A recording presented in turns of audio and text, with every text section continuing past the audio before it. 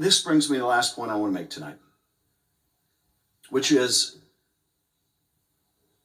when we're done, we believe that we will have made the case overwhelmingly of the president's guilt. That is, he's done what he's charged with. He withheld the money, he withheld the meeting, he used it to coerce Ukraine to do these political investigations, he covered it up, he obstructed us, he's trying to obstruct you, and he's violated the Constitution. But I want to address one other thing tonight. Okay, he's guilty. Okay, he's guilty. Does he really need to be removed? Does he really need to be removed? We have an election coming up. Does he really need to be removed? He's guilty. You know, is there really any doubt about this? I mean, do we really have any doubt about the facts here? Does anybody really question whether the president is capable of what he's charged with? No one is really making the argument Donald Trump would never do such a thing.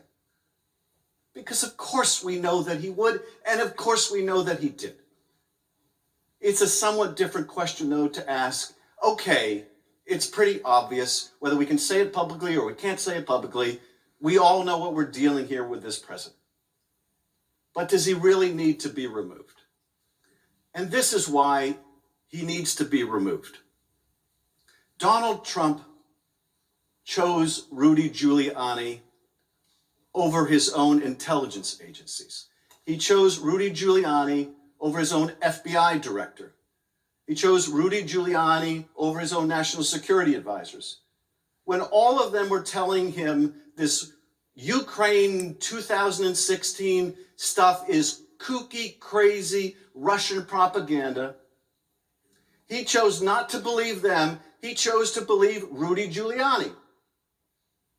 That makes him dangerous to us, to our country.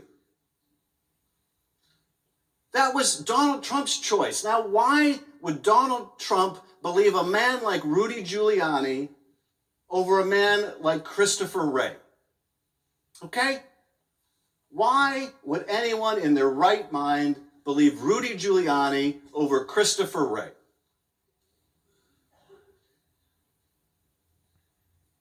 Because he wanted to, and because what Rudy was offering him was something that would help him personally.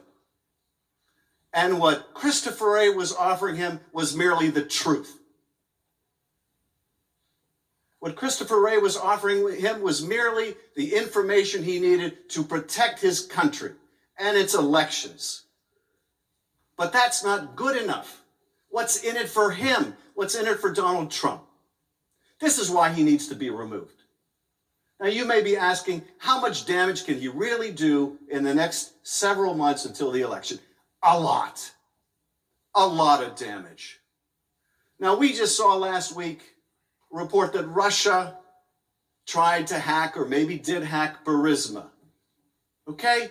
I don't know if they got in.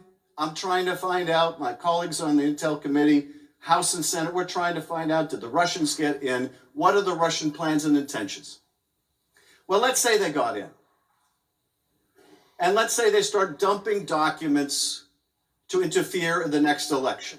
Let's say they start dumping some real things they hacked from Burisma. Let's say they start dumping some fake things they didn't hack from Burisma, but they want you to believe they did. Let's say they start blatantly interfering in our election again to help Donald Trump.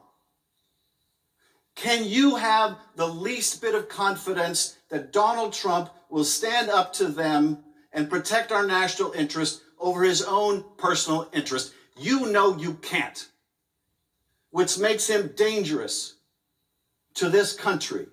You know you can't. You know you can't count on him. None of us can. None of us can. What happens if China got the message? Now, you can say, well, he's just joking. Of course, he didn't really mean China should investigate the Bidens. You know that's no joke. Now, maybe you could have argued 3 years ago when he said, hey, Russia, if you're listening, hack Hillary's emails. Maybe you could give him a freebie and say he was joking. But now we know better. Hours after he did that, Russia did in fact try to hack Hillary's emails. There's no mulligan here when it comes to our national security. So what if China does overtly or covertly start to help the Trump campaign? You think he's going to call him out on it? Or you think he's going to give him a better trade deal on it? Can any of us really have the confidence that Donald Trump will put his personal interests ahead of the national interest? Is there really any evidence in this presidency that should give us the ironclad confidence that he would do so? You know you can't count on him to do that. That's the sad truth. You know you can't count on him to do that. The American people deserve a president they can count on to put their interest first. To put their interest first. Colonel Vindman said, "Here right matters." Here right matters. Well, let me tell you something. If right doesn't matter, it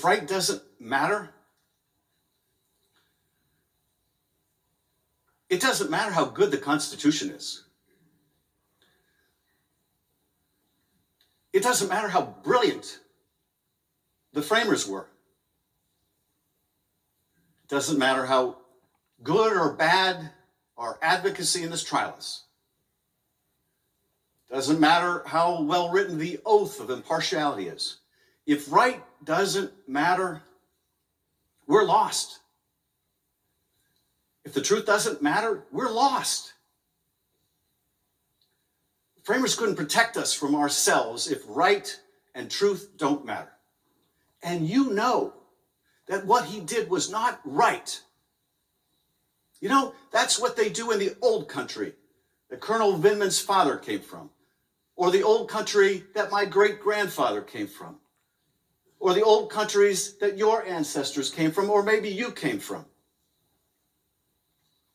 But here, right is supposed to matter. It's what's made us the greatest nation on earth. No constitution can protect us. Right doesn't matter anymore. And you know you can't trust this president to do what's right for this country. You can trust he will do what's right for Donald Trump. He'll do it now. He's done it before. He'll do it for the next several months. He'll do it in the election if he's allowed to. This is why, if you find him guilty, you must find that he should be removed. Because right matters. Because right matters. And the truth matters. Otherwise, we are lost.